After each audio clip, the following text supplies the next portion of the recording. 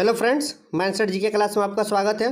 चलिए आज हम फिर से लेकर आए हैं आज का अपना नेक्स्ट प्रैक्टिस सेट। आज हम लोग करने वाले हैं प्रैक्टिस सेट नंबर 8।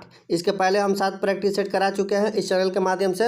हम लोग का इसमें सीरीज चल रहा है आरआरबी एएलपी और टेक्नीशियन का जो 2018 में एग्जाम हुआ था उसका हम लोग क्वेश्चन देख रहे हैं। हम लोग का इसमें चल रहा है जीएस का यानी जनरल साइंस का और जनरल एवरेंस का, दोनों मिलाकर इसमें टोटल 30 क्वेश्चन पूछता है। जनरल साइंस का इसमें 20 क्वेश्चन और जनरल एवरेंस का 2 क्वेश्चन, दोनों मिलाकर 30 क्वेश्चन पूछता है। ये देखिए हमारे एग्जाम में किस चीज़ का पूछा हुआ है। 13 अगस्त 2018 का सेकेंड शिफ्ट का ये हमारे क्वेश्चन है एलपी और टेक्नीशियन का।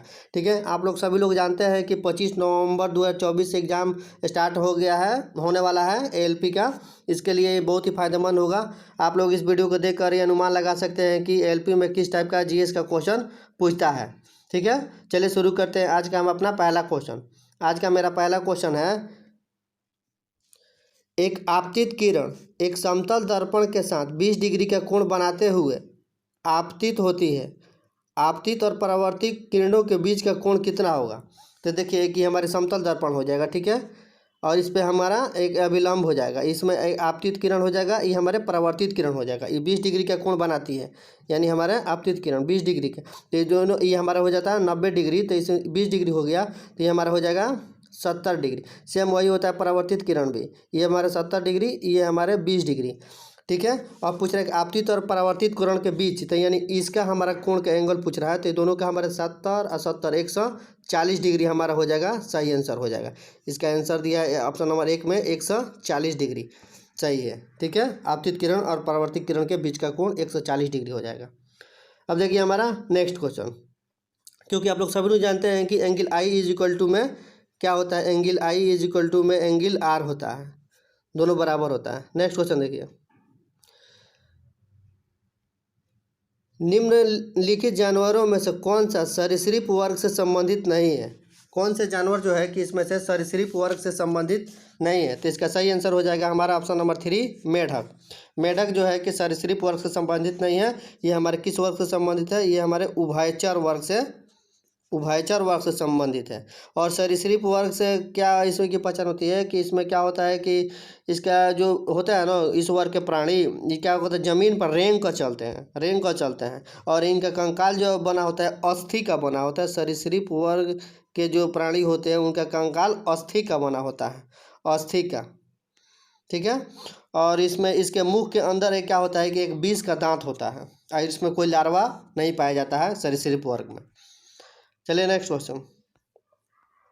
अब देखिए हमारा नेक्स्ट क्वेश्चन बोला है कि निम्नलिखित में से कौन सा कथन है जो कि क्या है कि गलत है? इसमें से 4 ऑप्शन में से कौन सा कथन हमारा गलत है? तो ये देखिए ऑप्शन नंबर हमारा 4 सही हो जाएगा कि यही कथन हमारा गलत है।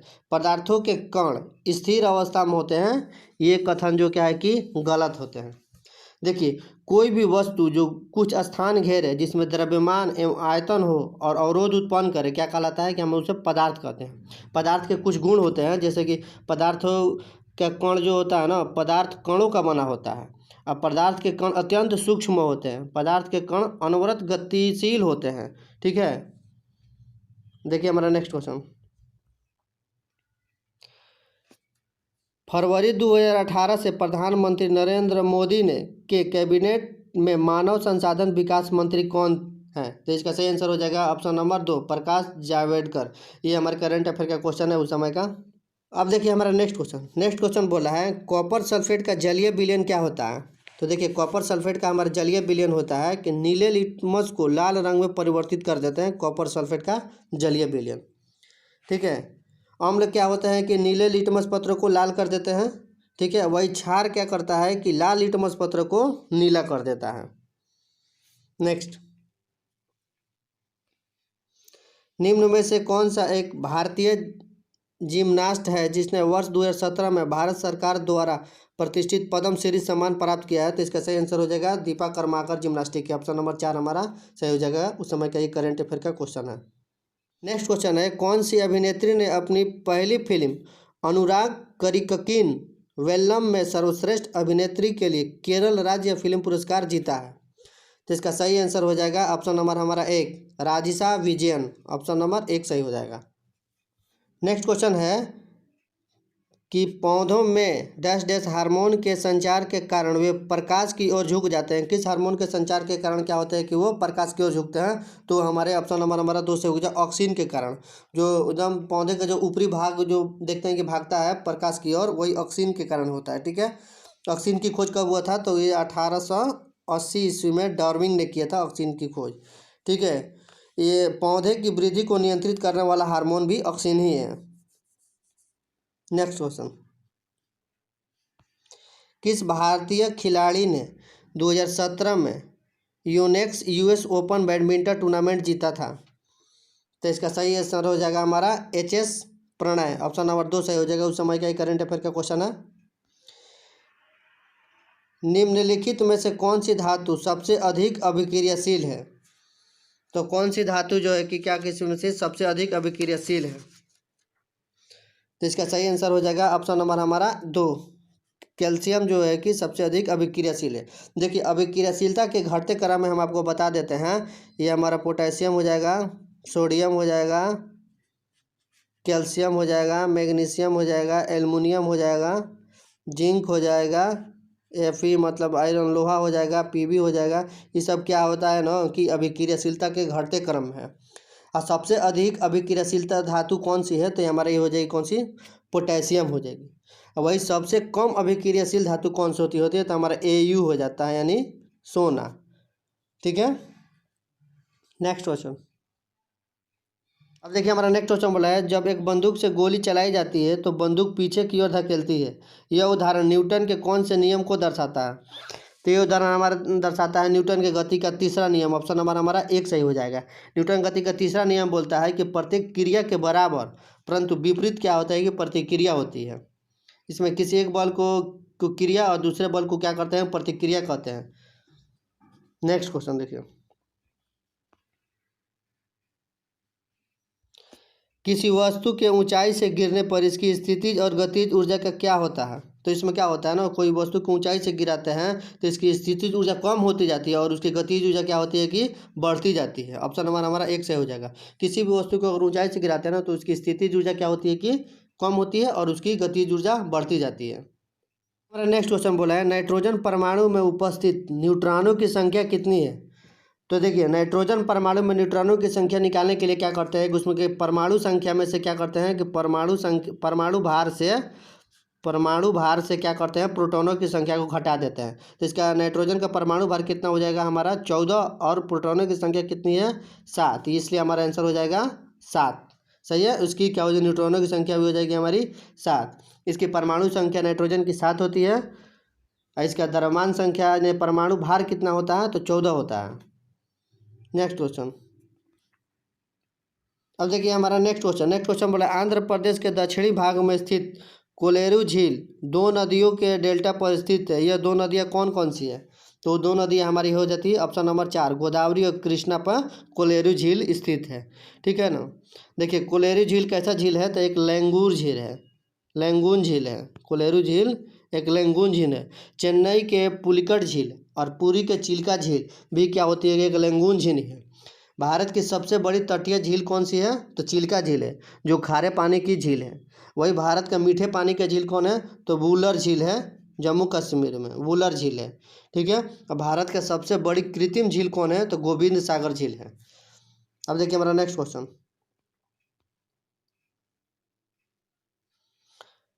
शुष्क लिटमस पेपर पर शुष्क HCl गैस की क्या क्रिया होती है? तो शुष्क लिटमस पेपर पर शुष्क HCl गैस की क्रिया होती है यही कि वो नीला या लाल लिटमस पेपर अपना रंग नहीं बदलता है। ऑप्शन नंबर हमारा 2 सही हो जाएगा। जैसा रहता है वैसा ही रहता है, अपना रंग नहीं बदलता है।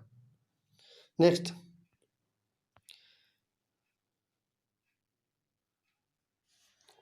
अब देखिए हमारा नेक्स्ट क्वेश्चन बोल रहा है कि विद्युत प्रवाह को मापने के लिए निम्नलिखित में से कौन सा यंत्र प्रयोग किया जाता है? तो विद्युत प्रवाह को मापने के लिए हमारे यंत्र प्रयोग किया जाता है एमीटर का। ऑप्शन नंबर हमारा 3 से हो जाएगा एमीटर। ठीक है, और एक होता है देखिए गैल्वेनोमीटर। क्या होता है कि विद्युत धारा की प्रबलता मापने के लिए इसका प्रयोग होता है गैल्वेनोमीटर का। वही हमारे वोल्ट मीटर का प्रयोग कहाँ पे होता है? तो 2 बिंदुओं के बीच क्या होता है कि विभव के अंतर को मापने के लिए प्रयोग किया जाता है वोल्ट मीटर का। ठीक है, अब चलिए हमारा नेक्स्ट क्वेश्चन। बोला है कि धार्मिक सुधार के क्षेत्र में उनकी सबसे बड़ी उपलब्धि ब्रह्म सभा है और ब्रह्म समाज की स्थापना की। वह कौन है? तो इसका सही आंसर हो जाएगा ऑप्शन नंबर 4, राजा राम मोहन राय ने क्या होगी धार्मिक सुधार की सबसे बड़ी उपलब्धि ब्रह्म सभा और ब्रह्म समाज की स्थापना का दायित्व तो इन्हीं को जाता है। देखिए 28 क्या होता है ना कि 28 अगस्त 1828 ईस्वी को क्या हुआ था कि ब्रह्म समाज की स्थापना किया गया था। ठीक है, ब्रह्म समाज एक ईश्वरवादी था। ठीक है, वह देवता में विश्वास रखता था। राजा राम मोहन राय को इन्हीं को क्या कहा जाता है कि आधुनिक भारत का अग्र पुरुष भी कहा जाता है इन्हीं को। और इन्हीं के सहयोग से 1829 ईस्वी में क्या हुआ था कि सती प्रथा को समाप्त किया गया था। नेक्स्ट क्वेश्चन, 2018 की शुरुआत में दिग्गज आईटी कंपनी इन्फोसिस के नए सीईओ के रूप में किसे नियुक्त किया गया? तो इसका सही आंसर हो जाएगा ऑप्शन नंबर 4, सलील पारेख को। करंट अफेयर का क्वेश्चन है उस समय का। युग्मक संयंत्र को किसके रूप में परिभाषित किया गया है? तो इसका सही आंसर हो जाएगा ऑप्शन नंबर 4, अंडे के साथ क्या होता है कि शुक्राणुओं में से एक का संलयन होता है युग्मक के साथ। नेक्स्ट क्वेश्चन, अरुंधति भट्टाचार्य के सेवानिवृत्ति होने के बाद भारतीय स्टेट बैंक के अध्यक्ष के रूप में किसे नियुक्त किया गया है? तो इसका सही आंसर हो जाएगा रजनीश कुमार को। ऑप्शन नंबर हमारा 3 सही हो जाएगा। यह भी करंट अफेयर का क्वेश्चन है उस समय का। नेक्स्ट, निम्न में से कौन सा रेडियोधर्मी तत्व नहीं है? तो इसमें कौन सा रेडियोधर्मी तत्व नहीं है? ऑप्शन नंबर हमारा 3 सही हो जाएगा। टाइटेनियम जो है क्या है कि एक रेडियोधर्मी तत्व नहीं है।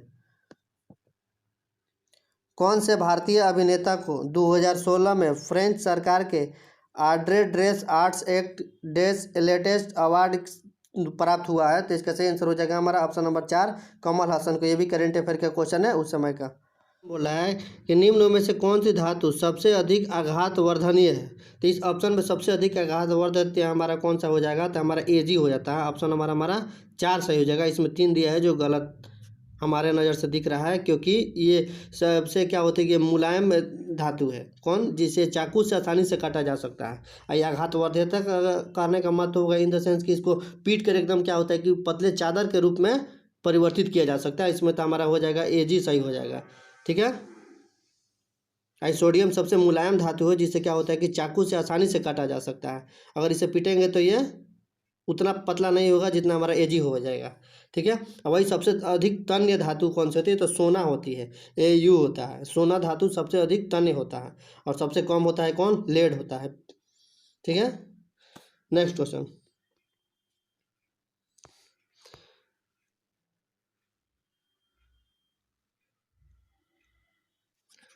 अब देखिए हमारा नेक्स्ट क्वेश्चन बोल रहा है कि आधुनिक आवर्त सारणी में तत्वों को किस स्थान पर व्यवस्थित किया गया है? ठीक है, तो आधुनिक आवर्त सारणी में तत्वों को किस आधार पर व्यवस्थित किया गया है? तो इसका सही आंसर हो जाएगा हमारा ऑप्शन नंबर हमारा 2, परमाणु संख्या के में वृद्धि के कारण क्या हुआ कि उसको व्यवस्थित किया गया है। ठीक है, देखिए आधुनिक आवर्त सारणी ब्रिटिश कोई वैज्ञानिक था, कौन सा था? उसका नाम था मोसले था। मोसले ने आधुनिक आवर्त सारणी की खोज किया था कब? 1913 ईस्वी में खोजा था। ठीक है, 1913 ईस्वी में।